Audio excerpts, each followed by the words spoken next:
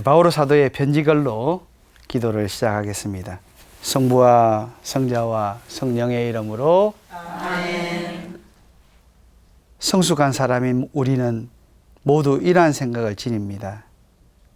혹시 여러분이 무엇인가 달리 생각한다면 그것도 하느님께서 여러분에게 계시해 주실 것입니다. 아무튼 우리가 어디에 이르렀든 같은 길을 나아갑시다. 성부와 성자와 성령의 이름으로 아멘. 반갑습니다. 반갑습니다.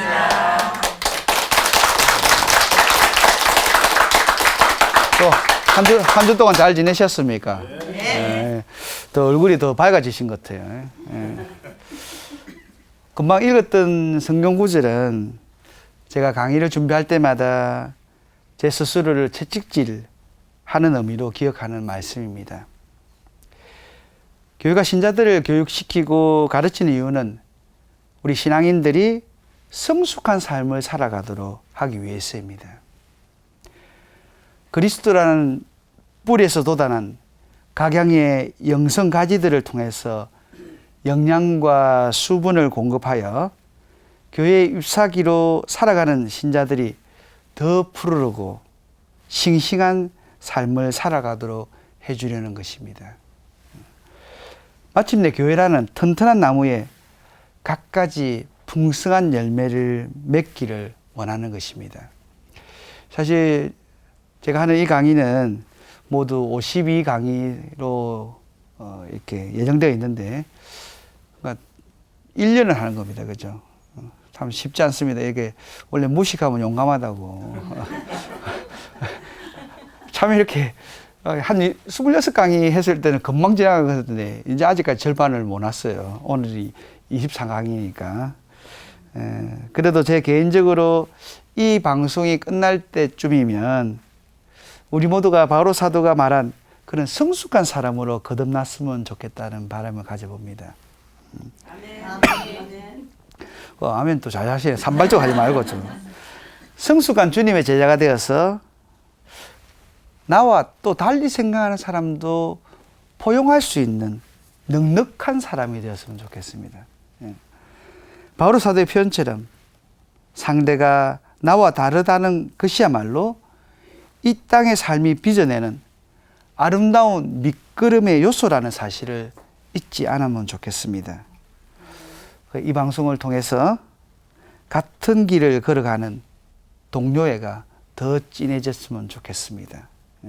오늘 여기 귀한 시간 내가 오신 여러분들도 정말 같은 길을 걸어가는 그런 마음으로 우리가 더더욱 친해지고 친해진다는 다른 게 아니라 주님 안에서 더더욱 깊어져가는 우리의 관계가 되었으면 좋겠습니다. 그러니까 윤리적으로 잘 산다는 의미는 착한 행위를 많이 하는 것만의 의미가 아니라 그런 착한 행위들을 통해서 한층 더 성숙된 삶으로 변화되는 것이고요. 그래서 나아가 자기 실현을 하는 것입니다. 한마디로 선한 존재가 되어야 하는 것입니다. 그러니까 착한 사람이 아니라 우리는 선한 존재가 되어야 된다는 겁니다. 선한 인격은 자신에게 주어진 소명에 충실할 때 가능합니다.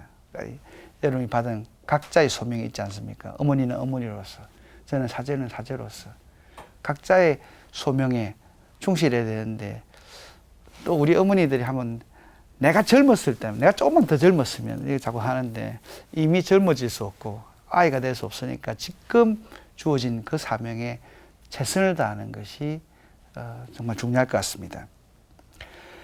인간은 태어나면서 착하거나 악한 존재가 아니라 사실 또 뭐 하나님이 선하게 창조했으니까 우리는 어떤 면에서 다 선한 존재입니다. 하지만 살아가는 과정 안에서 선택과 행위를 통해서 선해지기도 하고 또 악한 존재로 형성되기도 합니다. 인간의 윤리적 삶은 선을 향해 나아가는 여행과 지금 건설하는 특성을 지니고 있다 하겠습니다. 참으로 선한 인격으로서 자기 실현을 이루는 일이 인간의 여정이며 목표라 하겠습니다. 우리가 부자가 되고 뭐 박사가 되고 이게 인생의 목표가 아니라 자기 실현을 하는 것이 완성된 존재가 되는 것이 우리의 목표인 것입니다. 그리고 선한 행위가 반드시 선한 사람에 의해서만 이루어지지도 않습니다. 바꿔 이야기하면 선한 사람이라 할지라도 윤리적으로 악한 행위를 할 수 있다는 것입니다. 그렇기 때문에 너무 단죄하는 것도 아닌 것 같습니다. 그러니까 우리도 또 실수할 수 있고 잘못을 저지를 수 있다는 거죠. 그죠? 그러면서 우리는 고해성사를 통해서 다시 시작할 수 있는 기회를 주어진다는 건 대단히 중요한 것 같아요. 하나님 앞에 죄를 고백하고 또 용서받는다는 것. 새롭게 시작할 수 있다는 것은 정말 나약한 우리이기에 아주 중요한 것 같습니다. 어떤 선한 행위는 행위자를 완성으로 이끄는데 별 도움이 되지 않는 행위도 있습니다. 그저 외부적인 행위 차원에 머물 수 있다는 것입니다. 인격의 형성에 큰 영향을 미치지 않는 행위이고 단지 옳고 바른 행위를 많이 우리는 하는데, 그러면서 저 사람은 법 없이도 살아갈 수 있다.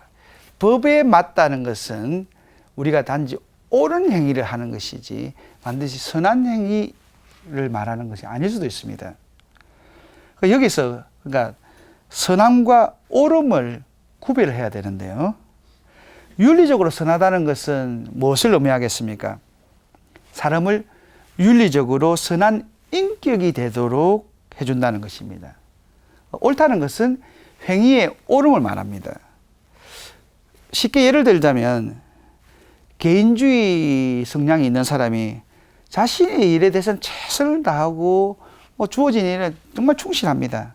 하지만 인류를 위한 봉사에는 아무런 관심이 없다면 그 사람은 자기 일에 있어서는 옳은 사람이지만 윤리적으로는 선한 사람이라고 할 수 없습니다. 맞지요? 네. 그러니까 여러분의 마음도 이렇게 전 세계를 향해서 열어놓는 것도 필요한 거예요. 지구에서 일어나는 일들, 저 멀리 아프리카에서 일어나는 그런 일들에 대한 관심과 우리가 직접 가서 봉사를 못 하더라도 그들을 위해서 기도해 주는 거. 내 집안의 문제만이 아니라 내 이익과 관련된 거 관심을 가지는 게 아니라 우리의 비전을 넓혀야 되는 거예요. 그렇게 그리스도인은 우주인이 돼야 될 것 같아요. 보다 넓은 것에 대한 관심을. 정말 저번 시간에 이야기한 것처럼 하느님의 관점에서 세상을 바라볼 줄 아는 그런 비전을 가져야 하겠습니다. 또 하나, 인격적으로 선한 사람은 비록 부족한 부분이 있고 잘못을 저지른다 할지라도 그 사람의 인격 구조상 선을 지향하고 선을 실천하고자 한다는 것입니다. 때문에 선한 사람은 다른 사람과의 관계 안에서도 선을 토대로 관계를 구축한다는 것입니다. 모든 삶의 영역에서 선한 삶을 살고자 노력하는 것이 선한 인격체라는 것입니다. 때문에 참됨을 지향하는 인간이란 무엇보다 윤리적 존재가 되고자 하는 원의가 있을 때 가능하다는 것입니다. 그런 의미에서 토마스 아퀴나스는 윤리적 행위가 인간적 행위다라고 이야기합니다. 한마디로 선한 행위를 억지로 하는 것이 아니라 누구를 보기 때문에 사람의 시선을 의식해서 아니면 압력에 의해서 어쩔 수 없이 하는 것이 아니라 인격 자체에서 자연스럽게 드러나는 행위가 될 때 자신을 형성화시킬 수 있다는 것입니다. 내면 안으로부터 그런 선한 행위하는 그 자체가 자연스러워져야 한다는 것입니다. 선한 인격체가 되려고 노력하지 않으면 인간은 악의 지배 아래 자신을 방치할 위험성이 있다는 것에 대해서도 분명하게 인식하셔야 됩니다. 우리 본성에 하는 것이 그냥 두면 선보다 악을 할 가능성이 더 많다는 겁니다. 그 원죄설이 사실 그런 의미죠. 정말 각별하게 노력하지 않는다면 우리 본성은 악으로 기울 경향이 더 많다는 것입니다. 교회는 선한 인격으로서의 자기 형성을 위한 과정을 덕스러운 존재로 형성되어 가는 과정의 사람과 동일합니다. 그러니까 덕이란 인격을 형성하는 데 있어서 가장 탁월한 자기 교육이기 때문입니다. 그래서 윤리 전통은 덕과 악습에 대해서 설명하면서 선이나 악을 향한 의지로 인간이 습득할 수 있는 경향으로 보고 있습니다. 이는 착한 행위나 악한 행위의 반복에 의해서 얻어지는 인간 행동의 결과이고 의지의 열매이기 때문입니다. 그러니까 여러분이 덕을 쌓는다든지 악습을 하는 그것은 여러분의 의지도 많이 딸려 있다는 것입니다. 근데 많은 경우 핑계 되지 않습니까? 사실은 이렇게 핑계 될 부분도 있지만, 상황이 그렇지만, 그렇다 할지라도 우리는 사실은 우리 의지로서 극복할 수 있는 부분도 많습니다. 그러니까 교육이 필요하고 덕을 닦아나가기 필요한 것이죠. 사실 덕은 동양 문화에서도 아주 중요한 개념이지 않습니까? 어원적으로는 마음 그대로 바래지는 행위를 뜻합니다. 덕이라는 것이. 또 시경과 서경에는 덕을 통해서 하늘로부터 왕위가 이어진다는, 그러니까 피에 의해서가 아니라, 혈족에 의해서가 아니라, 이제 뭐 사실 혁명이 일어나고 이러면 그 동양에서는 왕을 찬탈한다는 것 자체는 사실은 굉장히 큰 의미입니다. 그러니까 왕위를 뺏는다는 것은 부모의 자리에 대신 올라간다는 그런 의미로 역적일 수 있으니까, 그래서 그것을 이렇게 정당화시키기 위해서 덕의 개념을 씁니다. 하늘이 이렇게 천명이 하늘의 뜻이 덕이 있는 사람에게 왕위를 준다는 이야기를 하는 거예요. 그래 이제 왕권의 정통성을 회복시키기 위한 그런 방법을 쓰는데 그만큼 덕의 개념을 중요하게 생각나는 겁니다. 뭐 유교에서는 더더욱 덕은 중요한 의미를 지니게 되죠. 인간은 자신의 행위에 책임을 져야 하는데 덕이 바로 인간을 완성하는 기초로 자리한다는 것입니다. 덕이 있어야 인간이 완성된다는 것입니다. 그러니까 덕은 우리로 하여금 선을 향해 나아가도록 준비시킵니다. 물론 이것은 기계적으로 이루어지는 것이 아니라 끊임없는 훈련에 의해서, 교육에 의해서 이루어진다는 것입니다. 그리스도교 안에서 덕 이외에 가장 큰 영향을 미친 분이 토마스 아퀴나스 성인입니다. 토마스 아퀴나스 성은 덕을 다양하게 정의하는데요. 먼저 덕을 선을 향하는 습관, 좋은 습관이다 라고 정의합니다. 그리고 덕을 이미 인지하고 있는 선을 적시 쉽게 그리고 즐겁게 실천하고자 하는 내적 준비성이다. 정말 좋은 말인 것 같아요. 그죠? 우리 막 억지로 막 하는 게 아니라 기쁘게, 적시 하는 것. 그만큼 이렇게 내공이 쌓이고 하면 어떤 행위를 선행을 함에 있어서도 막 어쩔 수 없는 게 아니라 기쁘게 한다는 거죠. 이를 달리 표현해서 비탈의 상태, 그러니까 비탈의 상태면 자세도 별로 편하지 않는데도 그런 상태에서 선을 할 수 있다는 거니까 어떤 상황에서도 선을 행하도록 하는 것이 덕이다라고 이야기합니다. 그러니까 여러분 핑계 될 거 아니라 어떤 상황에서 선을 행하는 것이 여러분이 얼만큼 덕을 닦고 있는가를 보여준다는 것이죠. 덕으로 인하여 인간은 자신의 행동에 대해서 확신을 갖습니다. 그러니까 덕이 있는 사람은 우유부단한 사람도 아니라는 거예요. 그러니까 사실 보면 우리는 이렇게 딱 굉장히 유하면서도, 모든 사람이 유하면서도 마치 바위가 탁 들어있는 것처럼 단단한 사람을 성숙한 사람이라고 하죠. 근데 사실 우리는 내면 세계에 약하니까 굉장히 밖으로 강하게 표현하는 거예요. 실제로 알고 보면 밖으로 강하게 표현하는 사람들이 마음이 약하는 사람이 참 많습니다. 그죠? 그러니까 여러분 정말 이렇게 사람들하고 안에서 유하더라도 정말 이렇게 바위처럼 단단한 것, 이것을 지닐 줄 아는 것, 흔들리지 않는 것, 그거는 딱 하나님 앞에 탁 이렇게 박혀 있을 때 가능하지 않겠습니까? 행동에 앞선 결정이야말로 윤리적 선택을 명확히 내리도록 도와줍니다. 우리는 많은 경우 일을 저지르고 나서 이게 맞는지 옳은지를 판단한다면 그건 미성숙한 행위죠. 내가 하는 행동에 대해서 미리 생각을 해보고 어떤 것이 정말 옳은 행위인지 선한 행위인지를 판단해야 안 되겠습니까? 그죠? 토마스 아퀴나스는 또한 덕을 최종적인 능력, 힘으로 정의합니다. 그러니까 덕스러운 사람은 결코 미온적이지 않다는 것입니다. 뜨뜻미지근한 사람이 아니라는 겁니다. 예수님 말처럼 덮든지 차든지 하라고 아니면 뱉어버리겠다고 그러지 않습니까? 자신의 마지막 힘을 다하여 모든 능력을 쏟는 사람이 덕을 행하는 사람이라는 겁니다. 대충 일하는 게 아니라 모든 힘을 다해서 다 쏟았어. 그렇다면 어떻습니까? 그런 사람도 매력적이지 않겠습니까? 가만히 입만 닫고 있는 사람이 아니라 정의와 인류의 평화를 위해서 모든 책임을 다하는 사람이 덕스러운 사람이라는 것입니다. 그럼 덕스러운 사람은 선에 대한 매력을 풍기기에, 그리스도의 향기를 풍기는 사람이기에 그 삶을 통해서 미지근한 사람들을 초대하는 것입니다. 그러니까 여러분은 정말 매력적인 사람이 되어야 되는 거예요. 야, 그리스도를 믿으니까 저래 좋구나.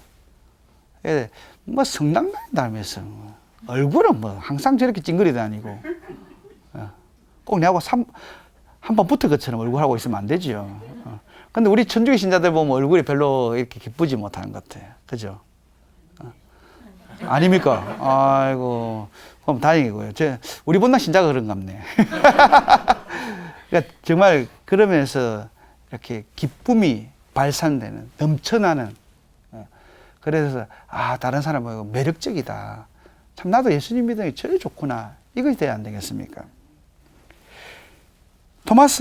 성 토마스의 예리함은 덕의 영성적 질에 대해서도 관가하지 않습니다. 덕을 올바르게 살게 하는 정신의 질이다라고 정의합니다. 그러니까 선에 부합하려 노력하는 영성적 지향과 덕을 유사한 것으로 본 것입니다. 올바른 영성은 윤리적 확실성을 갖도록 하는데 덕도 이와 똑같다는 것입니다. 그러니까 덕을 지닌 사람은 영성적인 판별력도 분명하다는 것이에요. 근데 남을 판단하는 게 아니고, 우리는 남을 판단은 좀 분명한데 그 영성적 판단은 또 다른 부분입니다. 정말 영성적 판단은 뭐겠어요? 올바른 판단을 갖는 건 그걸 예수님께 이끌어주는 거잖아요. 정말 예수님과 만남을 해주는 것이 올바른 영성이에요. 아무리 옳은 사람이라 할지라도 잘못은 저질 수 있습니다. 그럼에도 이 잘못이 근본적인 것이 아니고 부차적일 때 언젠가는 그것을 극복할 수 있습니다. 이를 통해 덕스러운 사람은 옳은 비판 앞에 겸손하게 받아들여 그것을 극복해 나가려고 노력하는 사람이라는 것을 알 수 있는데, 덕스러운 사람은 또한 겸손한 사람이다라는 것을 알 수 있습니다. 그런 측면에서 제가 우연히 글을 읽다가 벤자민 프랭클린이라는 사람을 봤는데, 이 사람은 덕의 중요성을 정말 잘 깨달은 것 같습니다. 그는 일생 동안 행복하게 사는 방법을 찾기 위해 고민했다는데, 그 결과 참된 행복은 자기 때문에 다른 사람이 행복을 느낄 때 얻어진다는 것을 깨달았고, 그래서 정당하게 벌어서 지혜롭게 쓰고 기쁘게 나누며 만족스럽게 죽는 것을 인생의 목표로 삼았답니다. 정당하게 벌어서 지혜롭게 쓰고 기쁘게 나누고 만족스럽게 죽는 것. 사실 죽을 때 모든 사람은 뭐 울더라도 우리는 기쁘게 죽어야 될 것 같습니다. 그죠? 그는 사람에게는 선과 악을 구별하는 이성에 있어서 일부러 악을 선택하지는 않지만 선이라고 생각하면서 악을 저질 수 있다는 것을 경고합니다. 우리는 이렇게 잘못 교육되면 선이라고 생각하지만 악을 이렇게 할 수 있다는 거예요. 그러니까 여러분이 이렇게 딱딱한 윤리를 이렇게 졸린 눈으로 지금 듣고 있는 이유도 그것을 방지하기 위한 겁니다. 맞지요? 그래서 감각적인 선이 아니라 도덕적 선을 추구하라고 말합니다. 그러니까 감각적인 선이 아니라 도덕적인 선을 구별하는. 여러분 그 정도는 잘 구별하는 아주 훌륭한 사람인 것 같습니다. 그래서 그것을 날마다 점검하면서 평생 습관으로 익혀나갔다라고 합니다. 정말 훌륭한 사람인 것 같아요. 교부들과 신학자들은 윤리덕을 4가지로 요약하는데 그것이 4추덕입니다. 현명, 정의, 용기, 절제입니다. 암브로시오 성인은 4추덕을 하느님 사랑으로 기리고 입구이다라고 했습니다. 성인에게 있어서 4추덕은 도덕적 활동을 위한 하느님의 첫빛이라고 했습니다. 빛이 없으면 활동할 수 없지 않습니까? 참으로 적절한 설명인데 정말 하나님으로부터 빛을 받아야 우리가 도덕적 행위도 할 수 있다는 것입니다. 이 4추덕을 이렇게 확실한 틀을 갖추게 한 분이 아우구스티노 성인입니다. 그 아우구스티노 성인은 덕은 사랑의 형태로 드러난다고 합니다. 4개의 덕이란 동일한 사랑이 여러 가지 형태로 나타나는 것에 불과하다라고 합니다. 그래서 성인은 아주 쉽게 또 풀어서 설명하는데요. 절제는 사랑의 대상을 손상 없이 보존하는 사랑이고, 용기는 사랑하는 사람을 위해서 모든 것을 감수하는 사랑이며, 정의는 사랑하는 사람만을 위해서 봉사하기 위하여 올바른 질서를 지향하는 사랑이며, 그리고 현명은 사랑하는 사람에게 무엇이 도움이며 방해인지를 명확히 판단하는 사랑이다. 이것을 하느님을 구체적으로 대입하면 더 쉬워집니다. 왜요? 아우구스티노 성인에게 있어서는 하느님의 관계를 벗어나서 자기를 추구하는 것은 참된 덕이 아니기 때문입니다. 아우구스티노 성인에게 있어서 덕은 당연히 최고의 선, 최고의 지혜, 최고의 일치이신 하느님에 대한 사랑과 연관지을 수밖에 없습니다. 성인에게 있어서 4추덕은 자기의 무질서한 사랑, 진리에 응답하지 못하는 사랑과는 반대되는 하느님에 대한, 하느님만을 위한 사랑의 형태가 4추덕이라는 것입니다. 그러면서 이제 아까 설명했던 것을 하느님을 대입해서 말씀드리겠습니다. 절제란 하느님에 대한 순결하고 손상 없는 사랑을 보존하는 것이다. 그죠? 하느님에 대한 순결하고 손상 없는 사랑을 보존하는 것이 절제라는 것입니다. 그럼 용기란 하느님을 위해서 모든 것을 시히 감당하는 사랑. 우리는 정말 그러니까 하느님 때문에 감당해야 될 사랑들. 그죠? 정의는 하느님께 전적으로 봉사하는 사랑. 그리고 기타 모든 것에 대하여 올바른 질서를 따라 통제하는 사랑이라는 것입니다. 그러니까 하느님에 대한 사랑을 두고 나머지 또 이렇게 질서를 매겨야 된다는 거죠. 현명은 하느님께 나아가는 길에 어떤 것이 유익하며 방해가 되는 것인지를 명확히 식별하는 사랑이라는 것입니다. 우리는 어떤 면에서는 사랑하면 눈이 멀어진다고 하는데 참된 사랑을 하면 사실 눈이 밝아지지요. 안 그렇습니까? 이 콩깍지가 쓰이는 게 아니라 정말 진실을 잘 볼 수 있도록 만드는 것이 진정한 의미의 사랑이고, 토마스 아퀴나스는 그런 의미에서 예수님이 육한 것은 우리에게 사랑 하나 심어주기 위해서였습니다. 바로 그 사랑을 통해서 모든 것을 잘 바라볼 수 있도록 하는 것이 진정한 참된 사랑이라는 거 명심하면 좋겠습니다. 그러니까 이렇게 4추덕만 잘 살면 우리는 성인 됩니다. 그죠? 성인 되는 건 참 쉽지요. 여러분 다 성인 되셔야 됩니다. 그래 하늘나라에 들어가죠. 이렇게 성인록에 오르는 것이 아니라 모든 걸 다 정하고 사랑만으로 우리는 하늘나라에 들어갈 수 있는 것입니다. 그러면서 아구스티노 성인이 정말 많은 책을 썼지만 정말 핵심된 가르침은 이것입니다. 사랑의 뿌리에서 자라나 맺은 열매가 아닐 때 어떠한 수확도 소용없다. 그죠?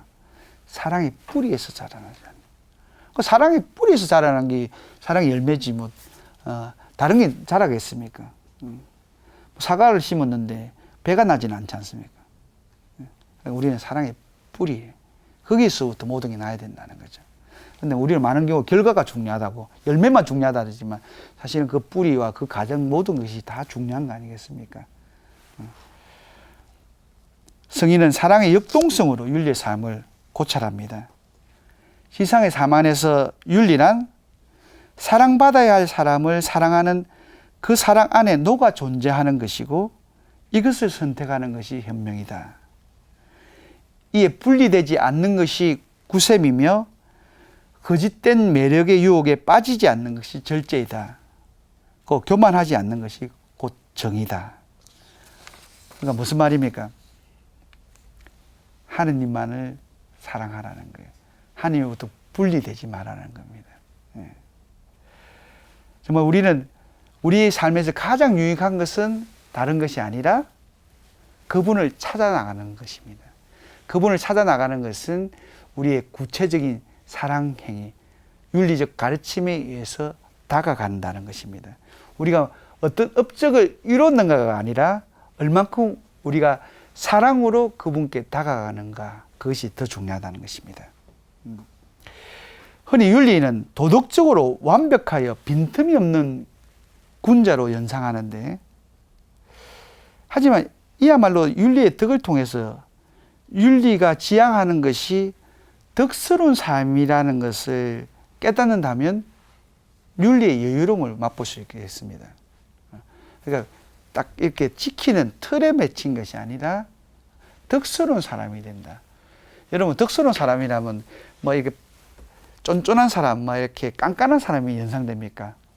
저처럼 좀 풍요로운 사람이 이렇게 일단 그런 면에서 저는 육체적이라도 좀 풍요로워지는데 정말 이 여유로움 위에서 다음 시간에는 행복에 대해서 이야기를 나누도록 하겠습니다. 기도하겠습니다. 성부와 성자와 성령의 이름으로 저희를 사랑으로 창조하시고 완성으로 불러주신 하나님 아버지 감사합니다. 당신께서는 저희에게 사랑을 심어주셨고 덕으로 그것을 다듬고 키울 수 있도록 하셨습니다. 우리의 행위 하나가 당신께 기쁨이 되고 성숙한 삶을 향한 걸음이 되도록 축복해 주십시오. 우리 모두가 주님께로부터 받은 덕을 세상을 어루만져 변화시키는 도구로 사용하게 해 주십시오. 모든 그리스도인들이 성숙한 덕을 실천함으로 또 하나의 빛이 되게 해 주십시오. 우리 모두를 당신 나라로 초대하시는 예수 그리스도를 통하여 기도드립니다. 성부와 성자와 성령의 이름으로. 아멘. 네, 감사합니다.